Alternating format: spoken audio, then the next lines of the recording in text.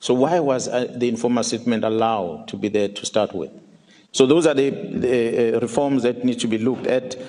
Town planning would include, of course, roads, design where people must stay, parks, schools, playgrounds for the kids and stuff like that. Those are the things that must be catered for so that the kids have got something to do. And also we want to invite this committee to also look at these social grants that we have, because they're part of our problem that are encouraging teenagers to be pregnant and unplanned pregnancy. And then you get a mother that has got 3 kids. He gets grant, he have these kids because he wants grant, and he leaves the kids with the grandmother and he goes away. And the grandparents must then look after these kids, and the grandparents cannot do that. They turn around these kids and they take the grandparents' money. And they end up doing what is wrong because there's no one who's adult at home to be able to help them to grow. So we want to plead with that, that we be assisted with that. And the last one, financial well-being. Honorable Chair and members, we want to make sure that business remain in South Africa. So the ease of doing business is something that must be looked at. Companies cannot pack and go to the neighboring countries because, say, it's difficult to operate in the country.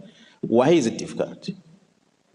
It could be the laws that allow them to set up their business. Could be the labor laws that we have where we demand so much and they end up saying, if I set up in Lesotho and set up in Mozambique, I'll make more money, so let me rather move. There are many businesses that are moving as a result. And what happens after that? The citizens in the country are left without jobs. So we need to encourage business to stay in the country so that it can create opportunities for people to get employment. And lastly, maybe looking at this government public works program, we ask ourselves as law enforcement today we're dealing with tenders, corruption in tenders, and we ask ourselves a question. With this high level of unemployment, why is government issuing tenders for people to build a school? There are kids that have done engineering. They can be able to supervise the construction of the school. There are people that don't have that education that can be employed by government to mix the cement and put those bricks up as artisans. And then we have a school, we have a clinic, we have a hospital, we have a police station. But all that is outsourced. We have a road. We even outsource the scraping of a gravel road as government. Why government does that? So this outsourcing, it's what breeds this criminality. And what then happens, it leaves people unemployed. And when people are unemployed, they sit and do nothing. And someone said, an idle mind is a devil's playground.